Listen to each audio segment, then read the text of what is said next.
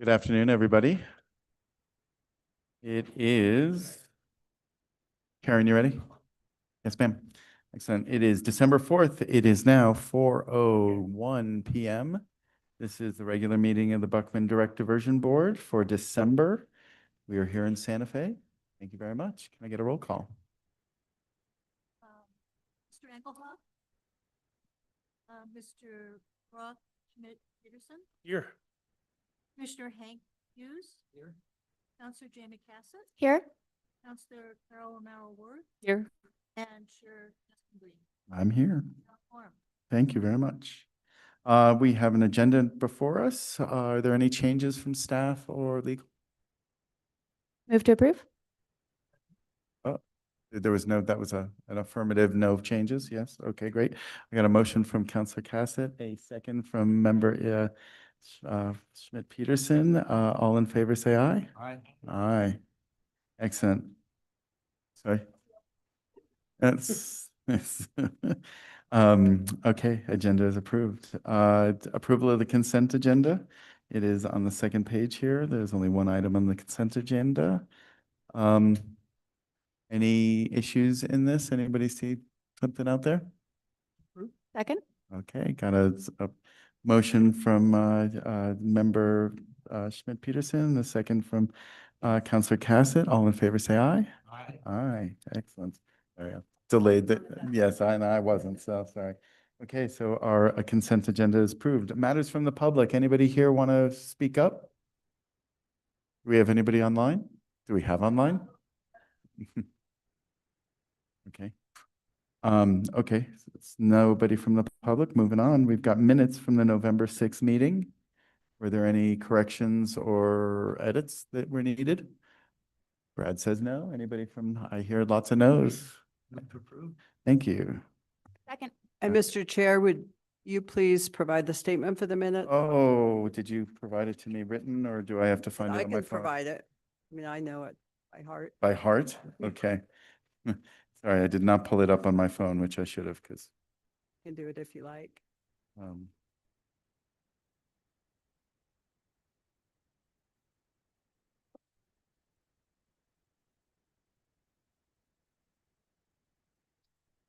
everybody, just a motion to add to this. My apologies, as if you would withdraw your motion or at least accept this as a friendly edit.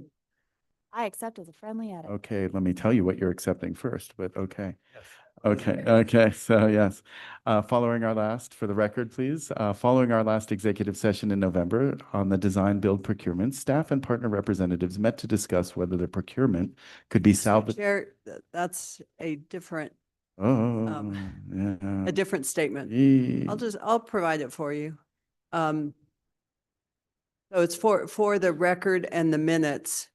We will provide that the only matter discussed during our executive session of the November 6, 2025 meeting was as stated in the motion to go into executive session and no action was taken. That's all we need to say. Okay, is that a I friendly? accept that. You accept that? I accept that friendly amendment. Excellent. So we have a motion from Commissioner Hughes, a second from Counselor Cassett. With the edits, all in favor? Aye. Excellent. None opposed. Thank you. Moving right along. Presentations and informational items. We've got Matt, you're up again. Thank you, Chair Green, members of the board. This update summarizes our BDD operations for the month of November 2025. The BDD diversions and deliveries have averaged in million gallons per day as follows.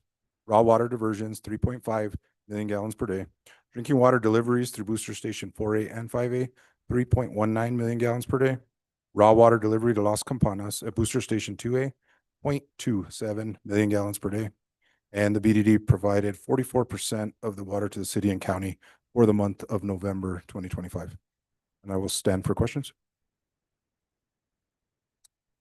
Anybody got anything? No, none. Over there? No, wow. Record time, thank you. Thank you.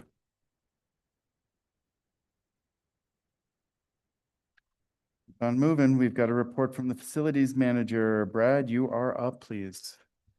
Thank you, Mr. Chair, and good afternoon, board members and guests.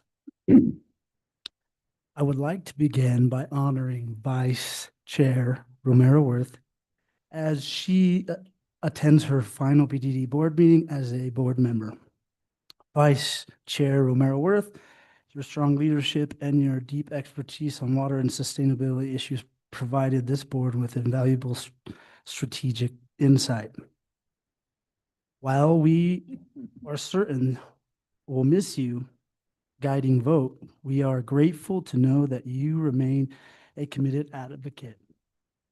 We want you to know that you will never wear out your welcome as a member of the public at these meetings. Thank you for your service. Now on to my report. We are well aware of recent media focus on public concerns surrounding hexavalent chromium-6 in the drinking water sources. BDD monitors this contaminant on a regular basis, and we will confirm that all BDD testing to date has shown no hits of chromium at this point, and we will remain fully compliant with regulatory standards. Progress on our major repair and replacement, or MR&R projects focusing on mitigating operational downtime are continuing as usual. To modernize our aging control system, the high priority RFP for PLC replacement has been officially posted. BDD personnel continue working with staff to address existing vacancies. We are directly addressing the concern regarding turnover in the accounting supervisor position, which was brought up as a concern by the board last month. Following a high-level discussion with city staff, we have jointly decided to reclassify to a accounting manager. This is a strategic move to ensure the title reflects the high level of responsibility and help us attract and retain high caliber financial leadership. Now I'll stand for questions. Anything from anybody? What's the status of the chemist? As you can see in my report, it's pending the department. Meaning what? We have interviewed and we haven't made a decision yet. Okay. Pending internal BDD thing, not city HR. Yeah. Okay.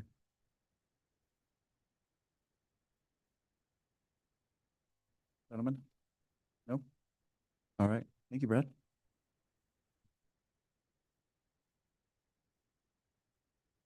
Oops. Item C, update on the BDD facility rebuild project with a presentation on river intake, sedimentation, and design alternatives.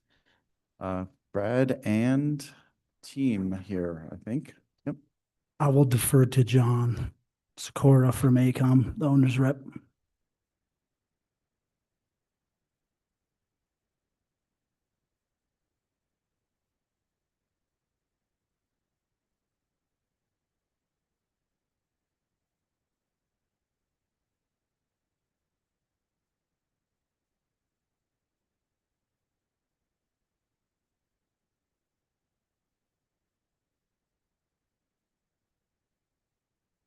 Could people hear me?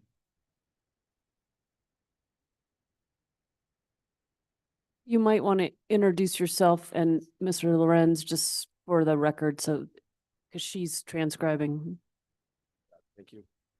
My name is John Sikora. I'm with AECom. I'm the owner's rep for BDD. For the, Is your mic on? I talking not close. There you go. You got to really talk into All it. right. I'll get used to this, I promise. Wayne, would you like to introduce yourself?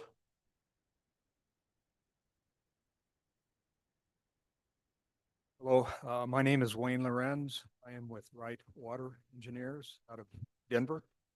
I am Vice President of Public Works and have been working, I think, as you all know, I was involved with the litigation as an expert and now following up with trying to improve the system as a result of the litigation.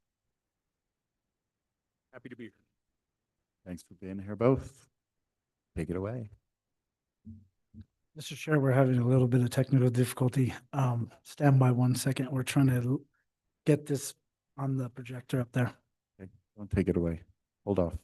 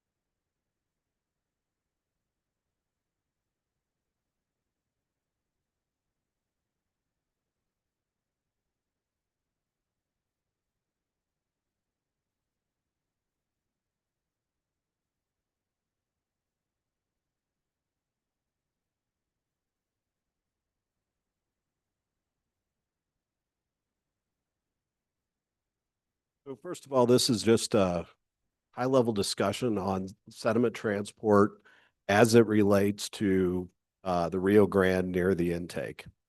And so I hope you guys have had a chance to, take a look at your board packets. Hopefully you have some questions. I like to speak informally, so please shout out and ask questions as we go through the slides. This is a difficult topic, and it kind of reminds me when I was in college studying river mechanics and sediment transport, our professor shared with us a story. And that story was some of the equations we use in sediment transport are called Einstein equations. They weren't developed by Albert, but his son. And Albert said, why do you study something so hard? And it's not because, sediment transport is mind-bending like theory of relativity stuff, but it's highly variable. And that's something we're dealing with here. Brady, you may have to show me how to move the...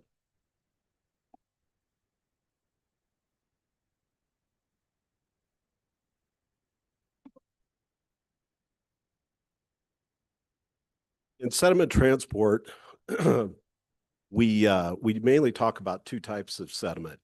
One is called bed load, and it's the sediment or the heavier particles that are rolling along the bottom of the river. And then suspended load is everything that's in the water column.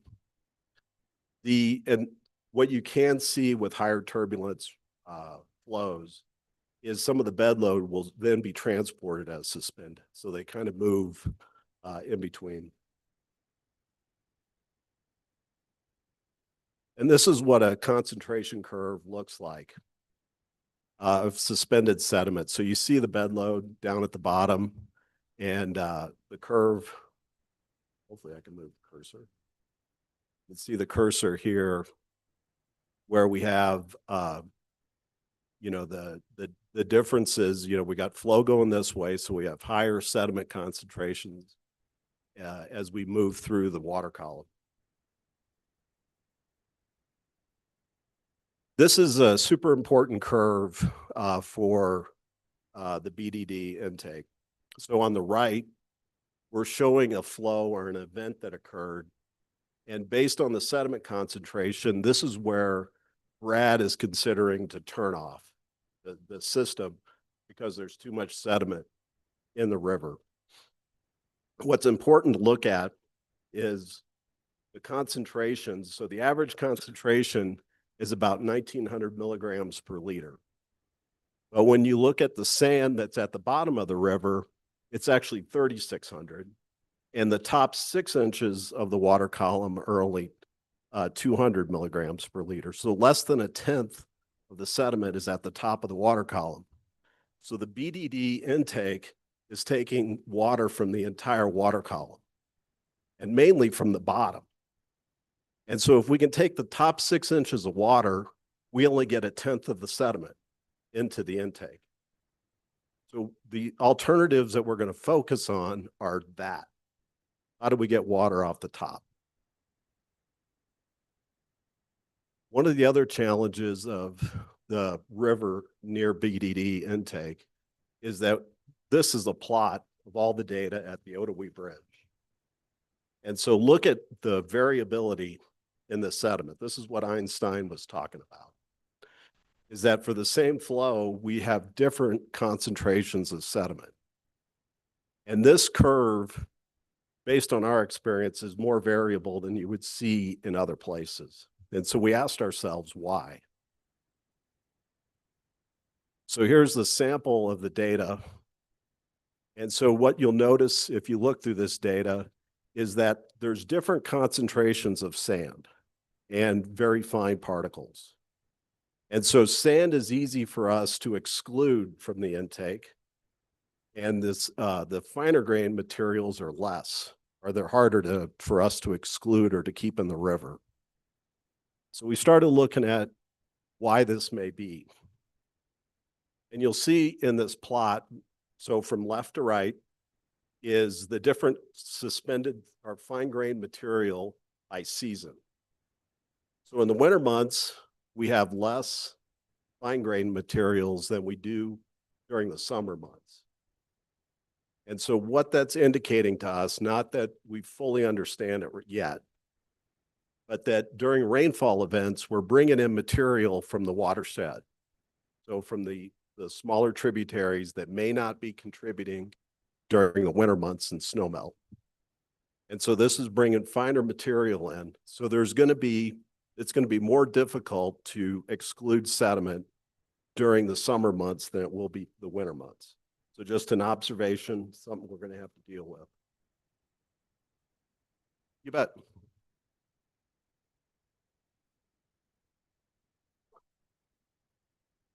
So John, just have a question.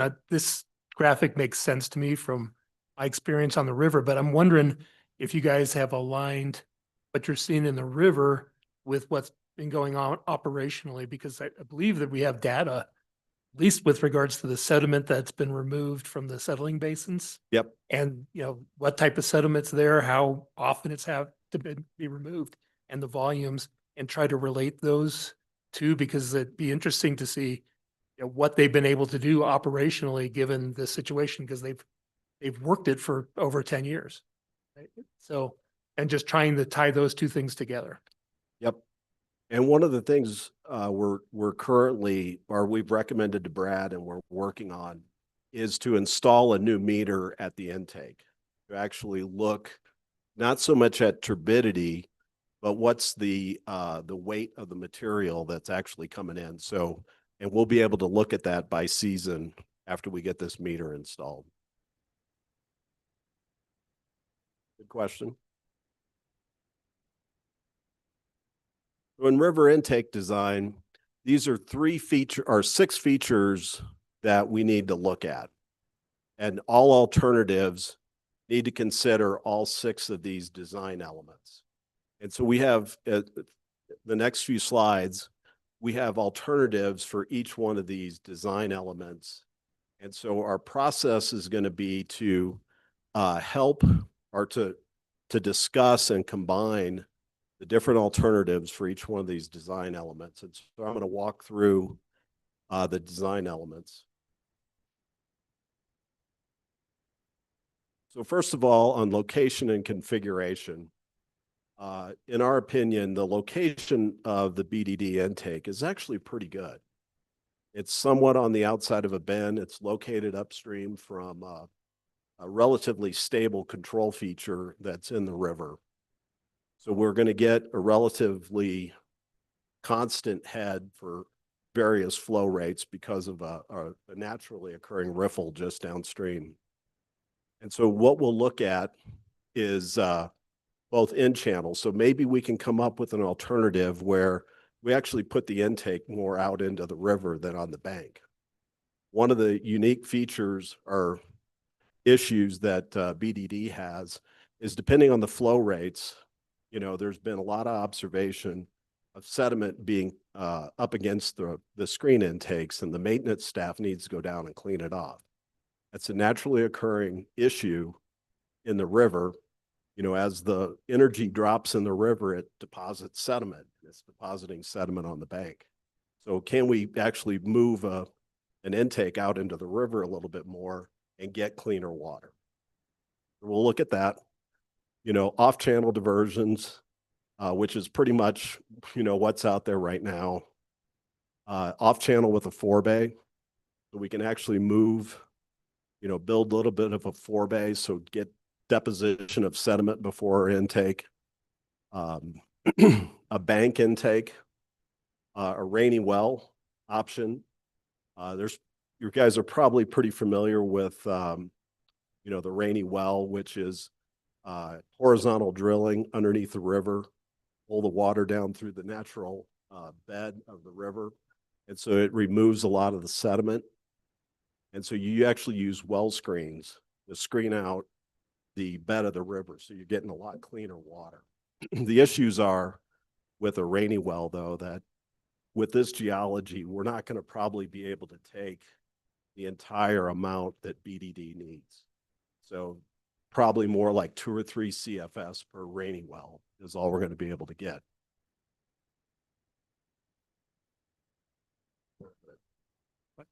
What's 25 CFS? 25 CFS we need Yep. and only 2 CFS through a rainy well? Yeah, so you would need to put 12 of them. So big footprint.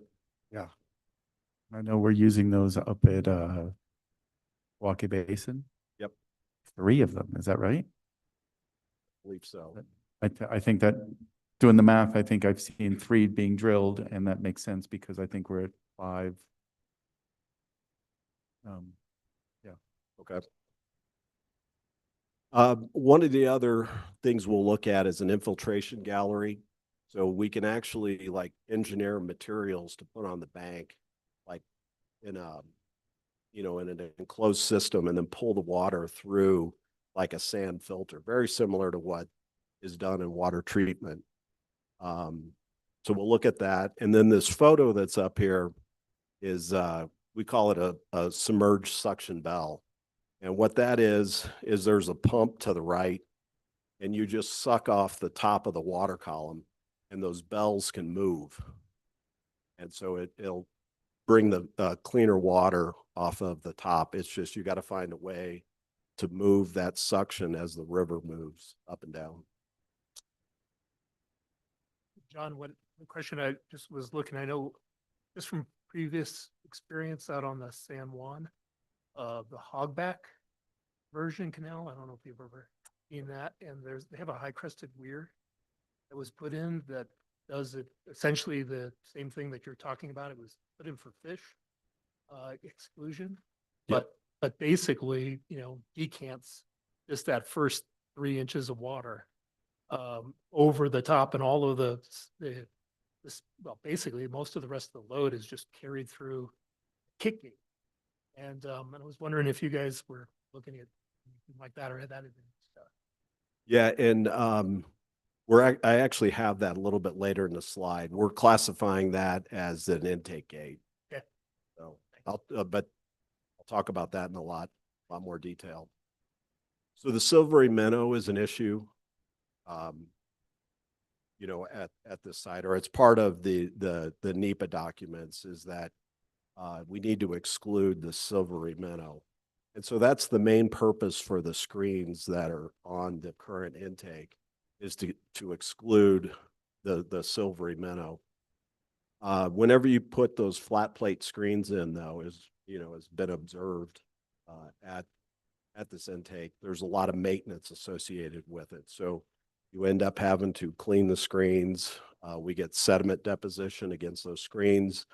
The spacing between the screens is not great enough to actually exclude most of the sediment that's in the Rio Grande. So it's a challenge when you put those screens out in front. but that doesn't mean we can't move those screens inside of our intake. There's other ways of screening for aquatic species. This picture in the middle is a Coanda screen, and that is a screen that you would actually put out into the river. And so the water in this photo, the water would be moving from left to right. So it turns the Coanda screen into self-cleaning. So the river, as it falls over, it pulls water into the screen. You know, the spacing would probably be similar to the screen that's out there. The challenge with these is they're difficult to maintain. And then over here on the left, we have what we call cylindrical screens, just a different way of screening out aquatic species. One of the things that I think we're going to have the most success with on this intake is called a bioacoustic fish fence. And that's what's shown in this upper photo. What a bioacoustic fish fence is a bubble screen in addition to speakers that are underwater that repel fish. And then they also use lights or strobe lights. And the combination of the three will scare fish. And it's mainly the bubble curtain. Fish don't like to swim through that. So we're currently designing the second one in the United States right now that'll be installed up in Fort Collins. And there's one right now out in California. Debris management, you know, is somewhat of an issue. You know, during higher flow events, you get woody debris that'll float down. There are ways of dealing with that, but one of the bigger issues is the algae. So when you get these narrowly spaced screens, algae can clog the screens. And so it's difficult or harder to remove that algae, but there's different ways of doing it, mainly these automated rakes I'm showing at the top. So there could be a combination of floating debris booms that you're seeing in the photo there, maybe some bollards in that center photo that we would use. These in-channel features are another important component. So the two photos that are on the left are what we call Iowa veins, or sediment veins, and they essentially act like airplane wings. And so depending on how you turn those Iowa veins, you can get sediment to deposit or you can get sediment to scour. So we could actually put them in front of our gates to move some of that sediment away. So you would turn them that plate so that we're constantly scouring sediment and it wouldn't get deposited in front of the screens. One of the things that's nice about this is that depending on what we do, you can actually come back and install these later. So some of our designs, we've included them. We see if there's an issue, and if there is an issue, we can come back and help. We can retrofit with these sediment veins. And this photo on the right is one of the gates, I believe, you were mentioning. And so what's hard to see there, you know, underneath that bridge is that's called a hinge crest gate.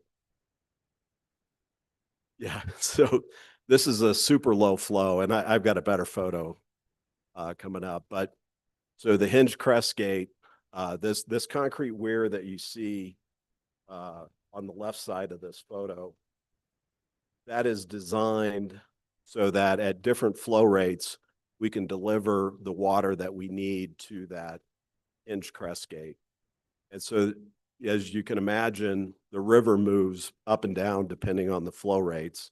And so that gate tilts so that we're only taking the top part of the water. And so this hinge crest gate, or the Obermeyer gate that I'll show in the next photo, is looking pretty promising as a viable alternative for BDD. And as I was mentioning, these in-channel features are what guarantees us that we have the head that we need at the gate so that we get the flows that we need depending on how wide our gate is. And these are the different types of intake gates that we would put in, at the intake to help control the flow. And so this is one way, or these two gates. On the left is the Inchcrest gate. On the right is the Obermeyer gate. The Albuquerque diversion uses these Obermeyer gates. And so what those do is, and I'll just explain the one on the right. They have these pillows that you use an air compressor to fill the pillow. And if you want more flow over the gate, you actually deflate those pillows so that you can get additional head over the top of the gate. And so that allows you the flexibility to take the top 6 inches of water that are in the river, depending on where the river is. And so in this example here, if we fix a crest like this, we know at what head we'll have at different flow rates wherever the Rio Grande chooses to be that day. And then you vary your intake gate so that you can get the top 6 inches of flow. Does that make sense?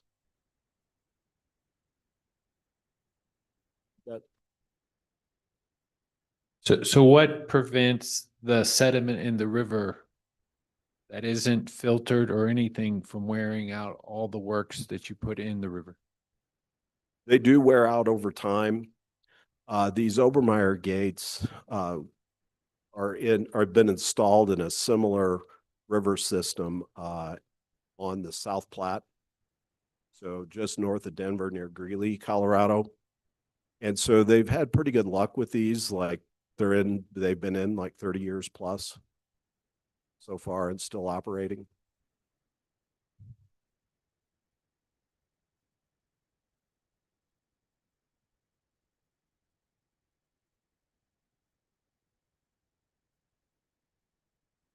The sediment report that you have here, I assume there was one originally done when the BDD was built or designed.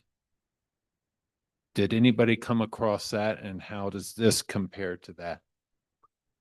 Wayne, have you seen that?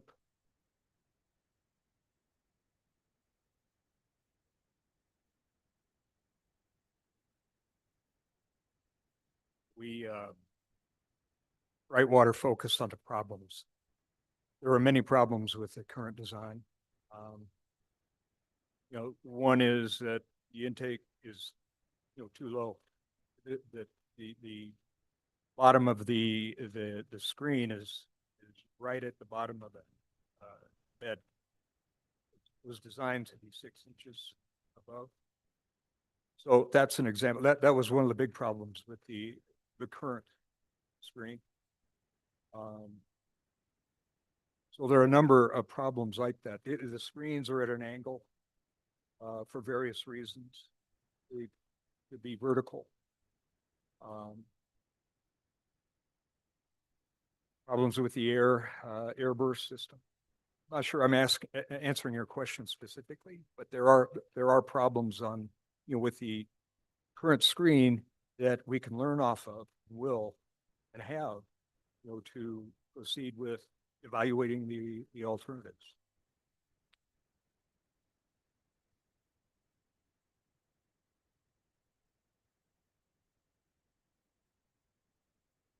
Yes. Yeah, we have a basis of design of the original screen. And we did a number of reports to critique that. So yes.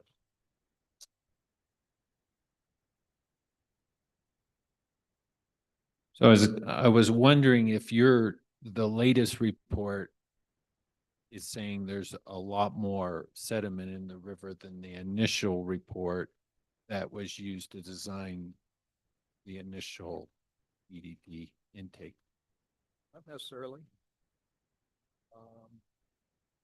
The sediment varies over a wide range stream based on flow, based on season. So there's not a typical pattern, I guess. I may interject here, you know, Mr. Egoff, to speak to your first question, you know, we see the wear that we see in the raw water system after the diversion because of the pressures that are through the booster stations. These, you know, gates that would be in the river, they're not going to see the same pressures, so they won't see the same wear. I'm speaking, you know, to you because you have the same knowledge as I do about how everything is worn down through the raw water system. To speak to the data, it's historical. It's AECOM's interpretation of the historical data is what this report is. You know, it could have been the design build team's interpretation of the data when they built the initial BDD structure, but they should be very close. Yes. I think maybe did that answer enough to you? It seemed like it was kind of, if I was understanding your question, you were asking were the same reports essentially generated and how are we making decisions based on differences in reports, or did their analysis significantly differ from this beginning analysis and they made a different set of assumptions and design decisions versus we came up with the same basis of what the river is, and we're looking at it and going, obviously, they should have made different decisions. Is that? Yeah, right? that's, yeah. Yeah, okay, good. So the data we're looking at here, you can see goes back as far as 1973. This data was collected by the USGS at the Ottawa Bridge. So in theory, they had the same data. You know, there's been additional data since it was installed, but it's all the same data. And as Brad said, I think it comes down more to the interpretation of that data. And we're going into my opinion now. It's my opinion that the original design, they felt like the LACO separators were going to be able to take out the sediment, and that was their mitigation strategy. Our opinion more, you know, in these alternatives that we're looking at are more to exclude the sediment, keep it in the river and not take it in. We still believe there's going to be a fraction that we still need to deal with. The LACO separators are mainly designed for sands. And we believe that if you take the top 6 inches or 8 inches, whatever, you know, the design shows, we're going to exclude the sands, and the LACO separators aren't going to be, they won't be effective. And so what we'll end up having to do is look at settling basins, take out that remaining amount of sediment. Were the sediment basins going to be down there? What we're thinking, and again, we've got to go through this alternatives analysis for everything, but you would, at the booster station, you know, where we lift the water up vertical feet or so, we would put the sediment basins up there. And then that way we can flush them and we have head to move the sediment back down to the river. It just seems odd to move all the sediment through all the pumps, all the pipes, all the way to the top. Agreed. Just That's why we want to exclude as much of the sediment, keep it in the river that we can. And then the last fraction that we can deal with, we deal with it closer to the river. And to speak to that, you know, the raw water system doesn't produce the actual raw water pump. The raw water lift station doesn't produce the pressures that cause the deterioration of the materials in the pump. So what I'm getting at is we replace the raw water lift station pumps far less than we do 1A and 2A. So if we pump through there to another settling basin, it's not going to cause the detriment like you're like it would if it was at 1A or 2A. And you're saying that 80% more or less would be already taken out just by the design and taking the top 6 or 8 inches off the top. So a lot of that volume would be gone. It's the small micro particles. And those would go, the sediment basins are close to the river, or these are back up at BDD at the treatment facility that they have up there? So one of the things we'll have to work through, and we would love to put them down near the river. I'll start there. Okay. Okay, so some of the challenges will be in the NEPA documents and the footprints that we're allowed to put down there. Yep. So in the perfect world, we build big enough sediment basins down there that your high lift pumps that are damaged by the sediment, we've removed the sediment down by the river, and we're able to dump it back in the river and therefore not mechanically handle it like they're currently doing up near the treatment plant. Not mechanically handle it and dispose of it in special ways. So it's a win-win if it's closer to the river. Exactly. Do the Lakos work now? Yeah, currently they are working because we do see an increase in what's discharged. So we're actually, seeing the difference of what we're bringing up compared to what we're not. And you can see the solids that are being taken out. So it's very fine suspended solid taken out by the Lakos. Just two questions, I think, for both of you, actually. So maybe I'm making an incorrect leap here, but from this presentation, I'm getting the impression that you all are thinking kind of from the owner's rep standpoint of this. We can have a design in that basically if we just deal with the sediment intake, then that's dealing with the problems that were identified. I'll be a little more careful in my statement, is that I think we're going to deal a lot. We're going to significantly change our issues that we need to deal with.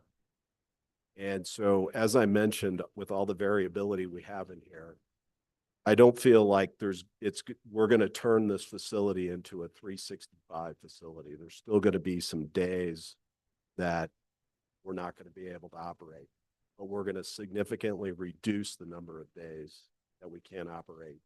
And reduce the total amount of sediment that is actually being brought into the system that has to be disposed of. that's exactly it. And I would just say with that, looking at your graphic, that, and I just looked at the diversion that I'm talking about on the San Juan River hogback is actually designed by Reclamation. So probably it was Technical Services division there in Denver. So probably isn't out there in the general public and construction framework, but it goes exactly at getting that top amount of water, and it'd be really worthwhile to get the design for that entire facility and see if it fits. It's almost a little off-channel type of diversion that goes into a major irrigation canal, but they take sediment out, and they have a lot, and it's a really fine-grained coming off of Chaco Wash there. So whenever I hear this and I think about those pieces, it's like, that's something different that I don't think, the general engineering firms and others have dealt with. And there might be a good example to look at.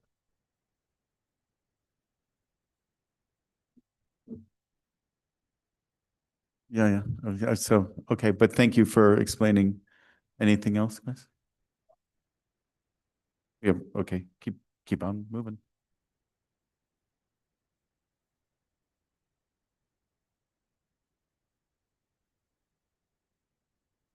Brad?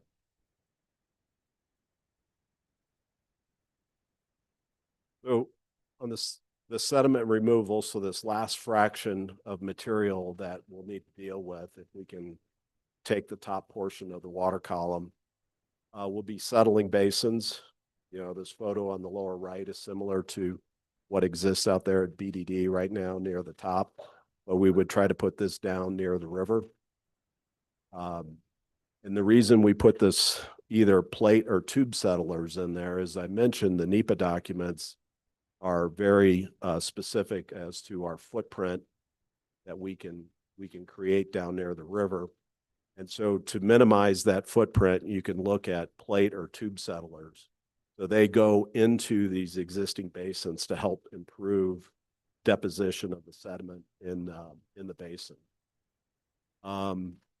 We're actually including the low pressure membrane filtration in here. There's also filters, this Lacos or hydrocyclones. Like I said, those are probably designed more for heavier particles, and we think we'll be excluding those. And then as part of any of these sediment removal options, we got to look at how we can flush that sediment back to the river in the prescribed amounts that are in the NEPA documents, but not have to mechanically handle that sediment. So with that, any other questions? One other thing I'd like to point out is an idea one of our people had is the, there's been the approval for solar panels down there, which has been increased the footprint. And so is there a way we can actually put sediment basins underneath those solar panels? So to keep the same footprint that's there.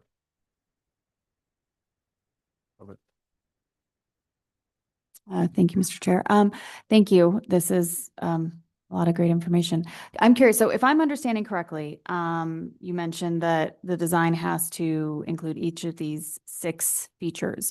Are these building blocks that you can mix and match as you will, or do specific decisions on one aspect either lend itself to more appropriate in another part of the feature, or, eliminate that option? So if you choose for location and configuration one thing, does that limit choices for debris management or some other aspect of this? We actually have to find a way that they all operate together. And so that's the challenge. Is the next step in this process is how do we take all these alternative elements and get them to work together? So, you can't forget about aquatic species exclusion, let's say. So we got to find a way to make them all work together. And that's the challenge of intake design right there. Okay, so that's to be determined whether, That's okay. our next steps. And then in terms of, and I imagine this is probably next steps as well, looking at upfront cost versus longevity versus maintenance costs, and are these all relatively within the same range, or are there some that might be much more expensive upfront, but a better investment in the long run? Or is that also to be determined? That's also to be determined, and that's a huge part of it. And I feel really strongly about this, is that's where we involve the BDD staff, is that one of the keys to intake design is that you have to be able to maintain it in an easy manner. That's one of the challenges that they've had with this structure. So, as part of this next phase of work, of integrating the BDD staff on how they need to maintain this structure and talking through all those options with the various alternatives. And so the idea is that we'll put together, let's say 3 to 5 alternatives with all these different design elements, and we'll put together what's called a multi-criteria decision analysis. And part of that is cost, part of that is operation and maintenance, because what will end up falling out of that is that there will be alternatives that cost more upfront, but may be cheaper to maintain over the long run, and vice versa.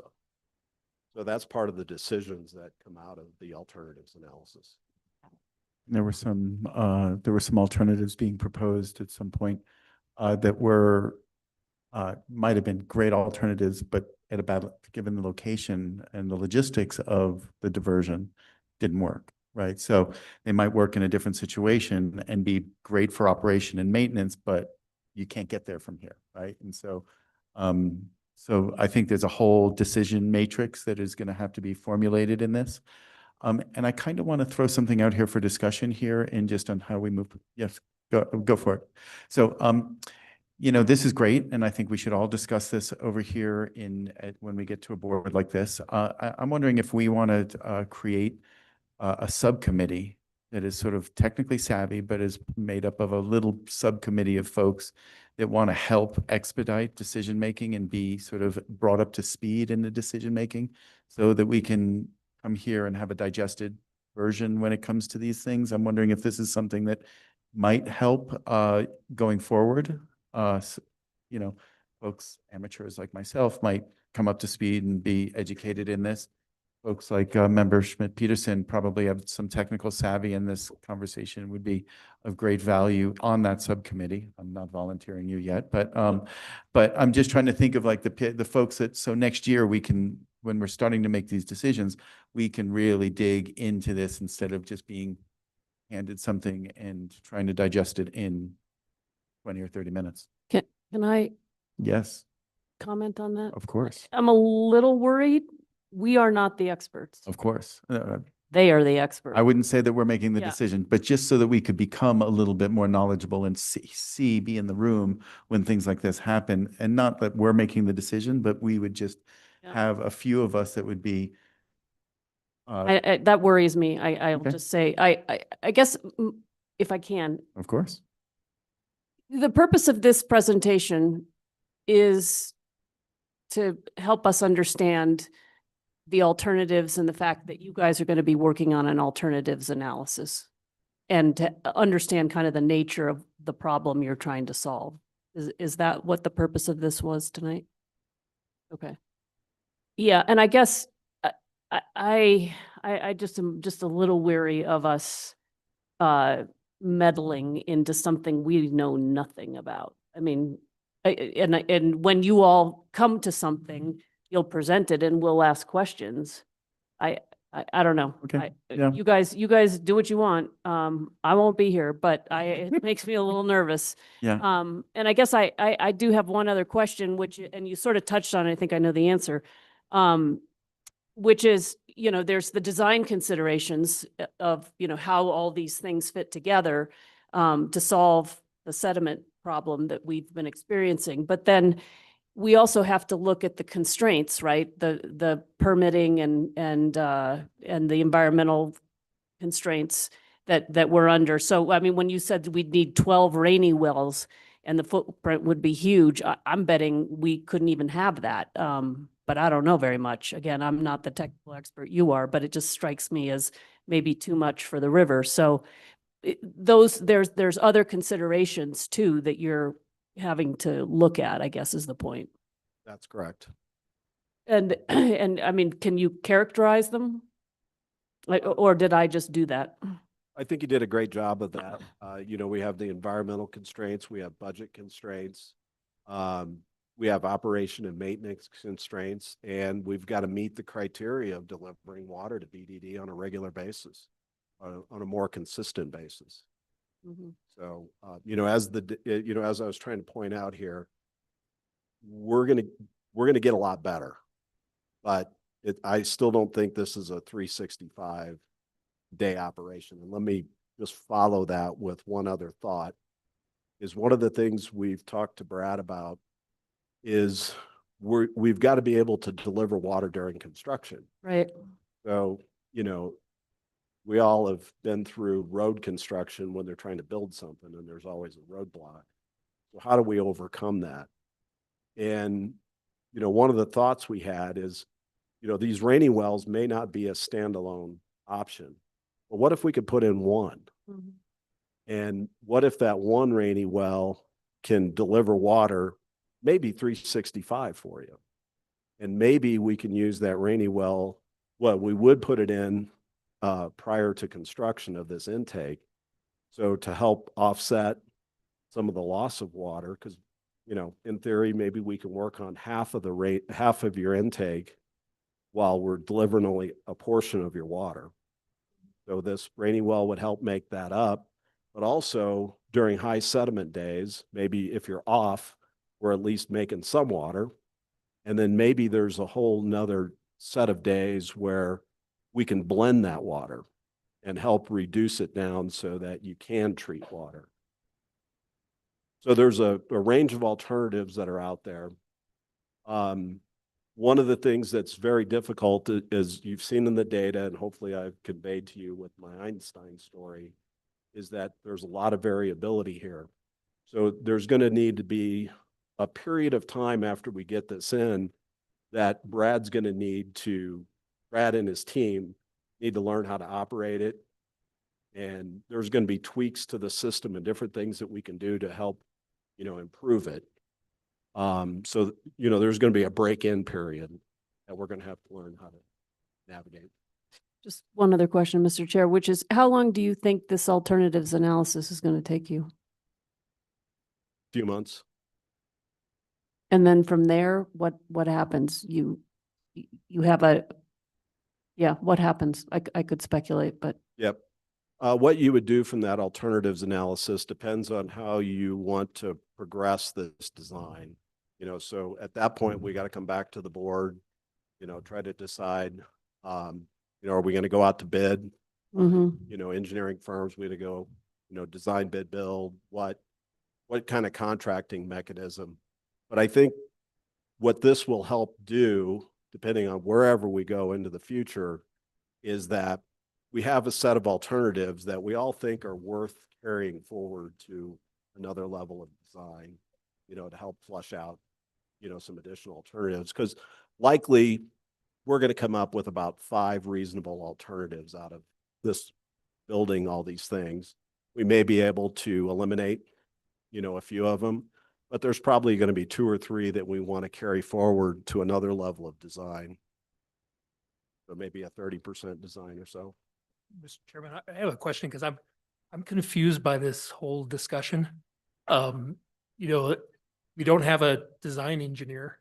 We have an owner's rep. But what John's talking about is being the design engineer, and you can't have both of those hats. So I'm not understanding what's going on here. So this was a discussion that we had,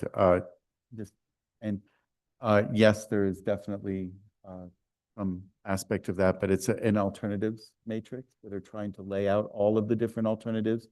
I don't think we would qualify it as design engineering at this point, but understanding the options at hand. So would you and maybe I should ask Nancy on this too, is it basically the owner's rep pulling information together and saying, here, we're going to do some alternative analysis, or what?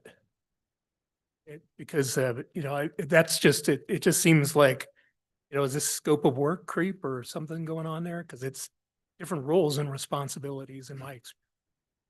Thank you, Schmidt-Peterson, board member. The direction that we're moving in is to put some guardrails because we have so many different aspects that could solve these problems. And so if we come up with alternatives analysis ourselves and we put some guardrails there to focus on engineering firm to step in for a 30% design moving forward, that's the focus of this process right now.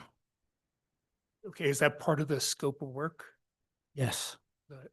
Is that, I can understand that, then it would be, what it would be moving towards, if I understand this correctly, is instead of a progressive design build thing, is we've made a decision, we want you to build this and design it. Right? I mean, is that where we're heading? Yeah. Yeah. Well, and to that point, I think my question, which was rolling around the back of my head, which is, if you all design it, how do we know that did we contract with them to design it, and do we? It's not designed. Thank you. It's, Thank you, Yeah, Vice do we Chair. know who oversees the design to make sure it's the right design? Thank you, Vice Chair. This is alternatives analysis. We're not designing anything.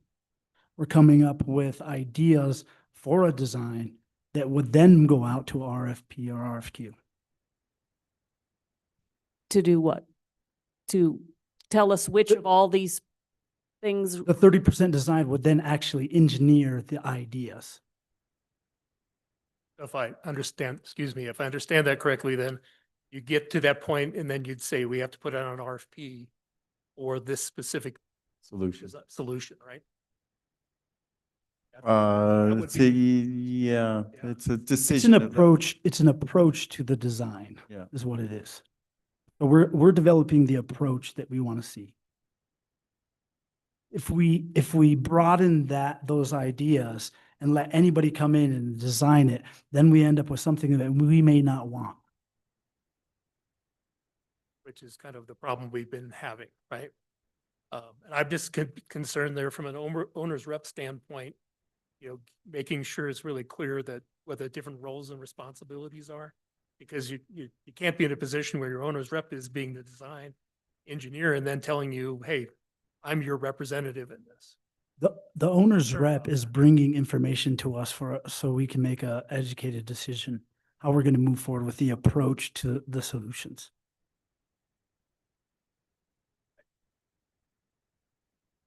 And you're comfortable, Ms. Nancy, that with regards to the way the scope of work is set up for both of the engineering firms right now? Yes. Okay. Yeah. So it isn't the engineering work itself, as Mr. Prada was saying. It's these alternatives to try to help narrow the scope so that we don't get something back that we spin our wheels on and, take a year or so to say this didn't work.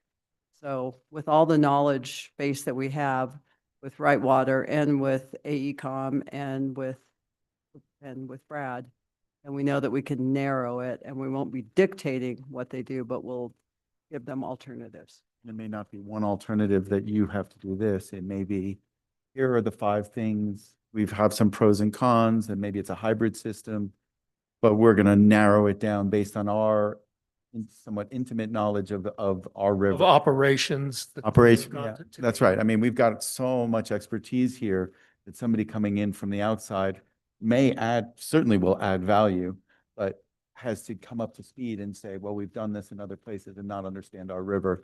And Well, certainly Bradley and basically all the staff understand what doesn't work, right? I mean, you've tried a bunch of those things, so that knowledge should be part of this process without a doubt. And then obviously, the work that these two gentlemen have done on these rivers for long periods of time, tremendously helpful there. But it's just even a different approach that we had been talking about previously. without a doubt, that was one of the reasons why I was thinking that maybe there should be some pre-vetting of some of the stuff and watching this, but I'm okay if it just all happens here. So, Yeah, I would like us all to be on the committee. sure. Okay. Well, here we are. Any other questions from the team? Yeah. No, guys? John, thank you. Wayne, thank you very much. I appreciate the full comprehensive options, maybe not analysis quite yet, but definitely putting it all out there. So thank you. So, all righty, so here we are. Action item, our parting gift to Councilor Romero-Worth here. So we have a presentation and request for approval of the MOU between the US DOE and the Buckman Direct Diversion. Kyle, congratulations, maybe.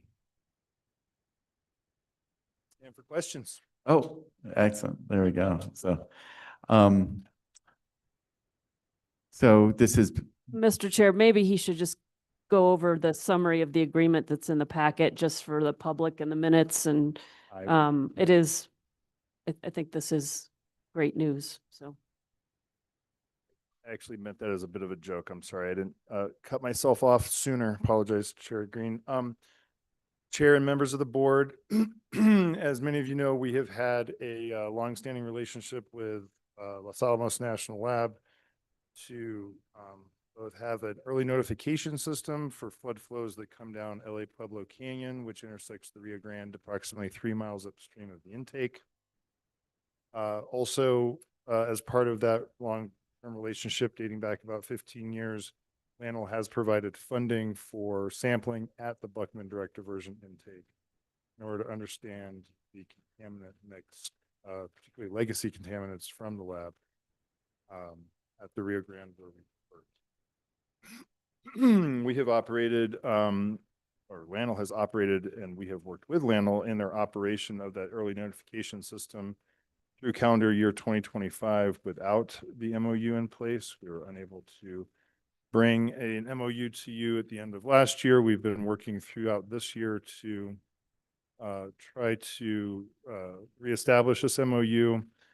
And at this point in the calendar year, we BDD board staff and council feel like it's important to get under this new MOU before the coming calendar year begins in 2026.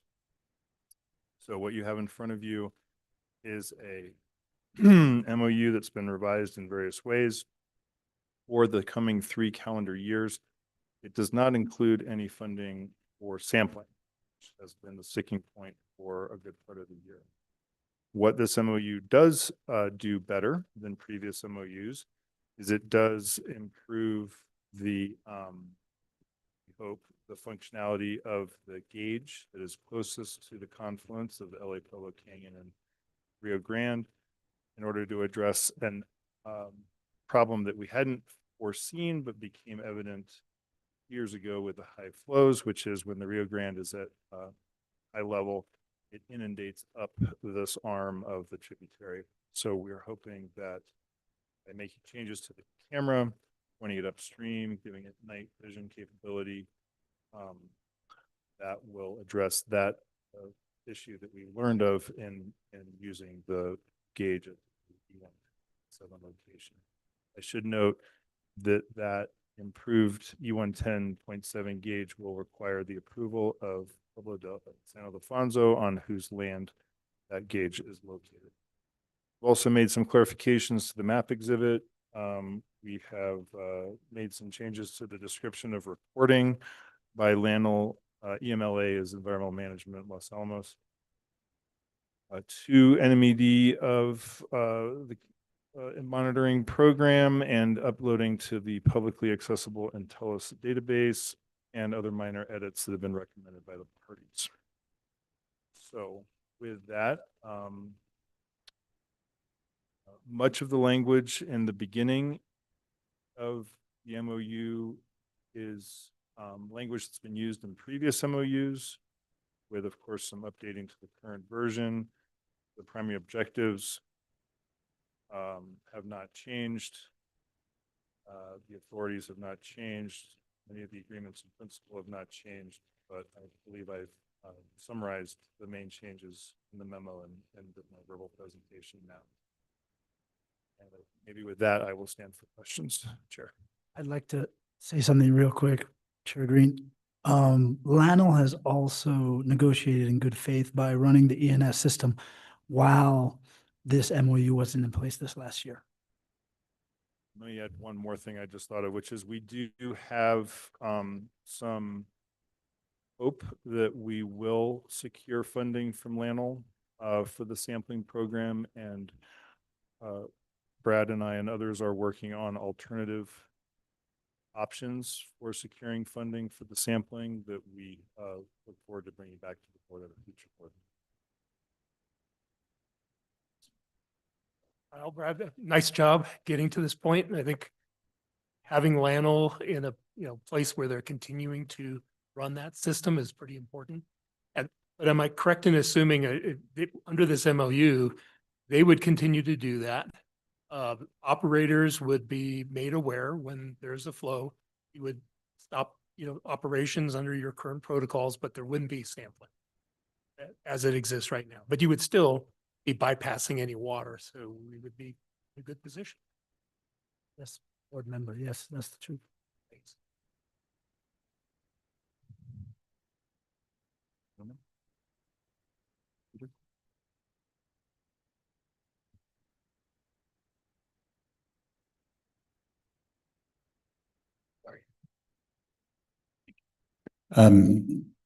Looking at page 3, I believe, of the agreement, section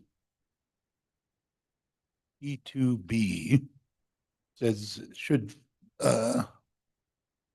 if a force majeure destroy or render inoperable some or all of the identified ENS stations, then it says, or if operational costs become excessive for some or all of the identified stations, EMLA may utilize alternative cost-effective techniques to provide the BDD staff with equivalent stream flow data to meet the objective of the ENS.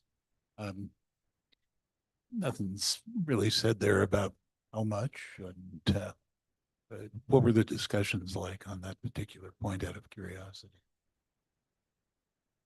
The discussions on this part of the MOU, mostly, focus on the fact that Lanel is planning to run the ENS system as it's been designed and currently installed. And they want, a way in this agreement to,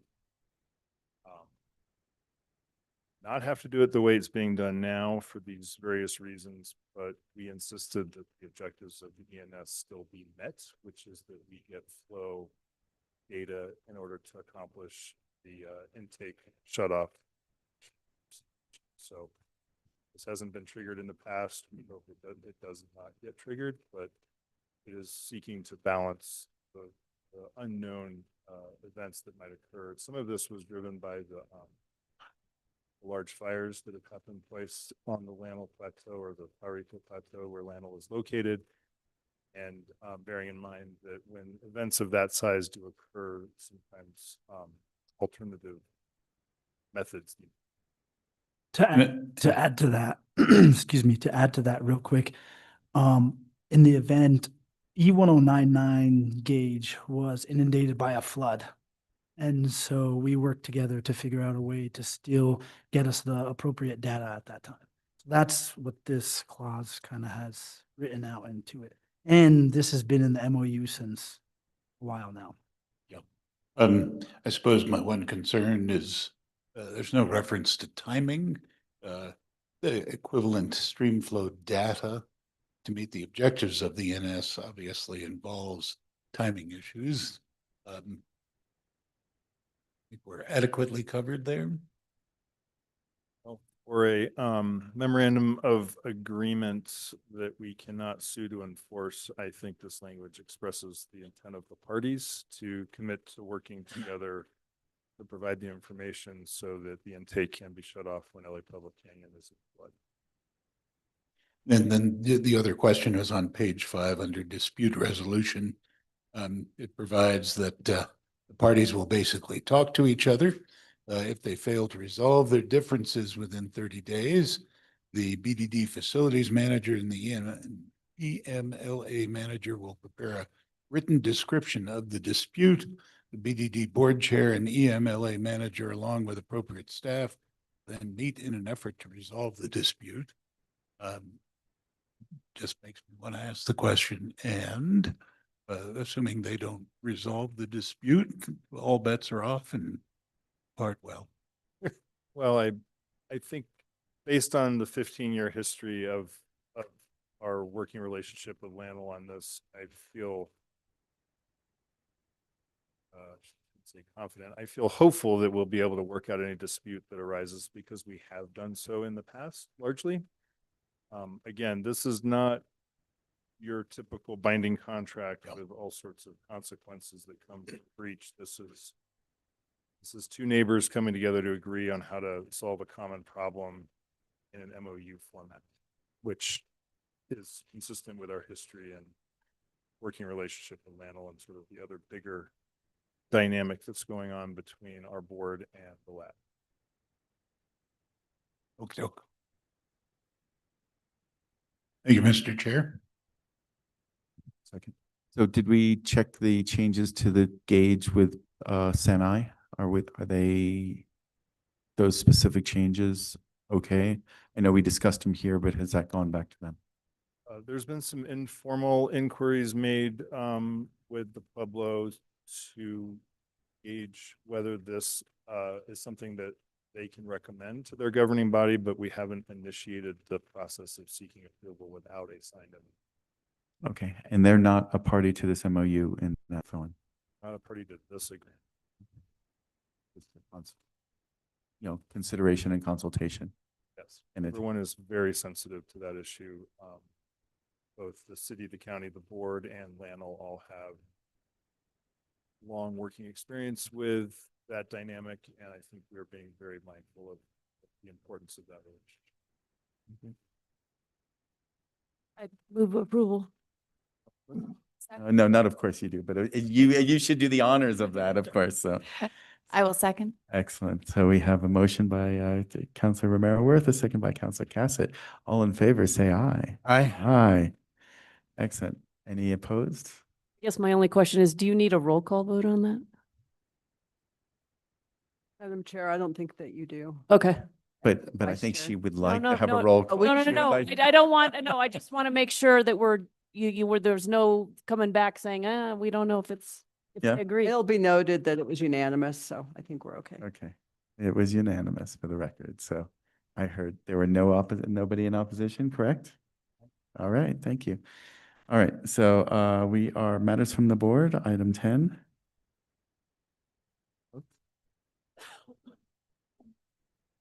I, for one, just want to thank Councilor Romero Worth for her leadership at the city and at BDD. Second that. Yeah, it's amazing. I remember the first time I walked into this room and this group, and it was very intimidating.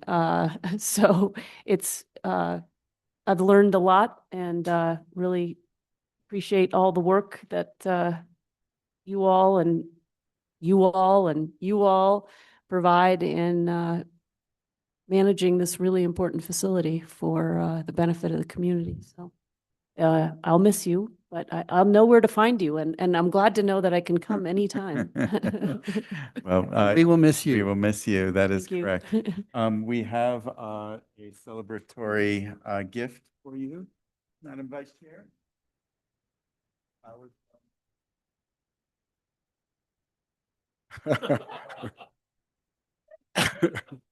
BDD water that you can. You're welcome. Thank you to the team to put this together. And this is, woo. Hey, right on. This is, yeah, this is, you're going to be out there cleaning filters at the Buckman. Nice.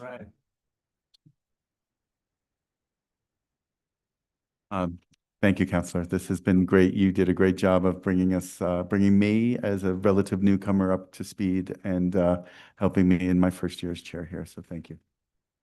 It's been great. Oh, but you will be missed and by all of us in the room here. And I think there are even people that aren't in the room that will miss you too. Yeah. Thank you for your service for the city and the community and BDD. Yeah, this is nice. Thank you. Any other comments from the board? Folks, thank you very much. So we have the next meeting is Thursday, January 8th. I hope everybody has an amazing hot set of holidays, whatever you celebrate, and a fabulous 2026 new year. Thank you, guys. This has been great to be your chair for this year. I guess I get one more meeting, but the year will be up soon enough. So thank you so much. We could be. Somebody want to make a motion? You don't do that. You're just like, we're done. We're done. Thank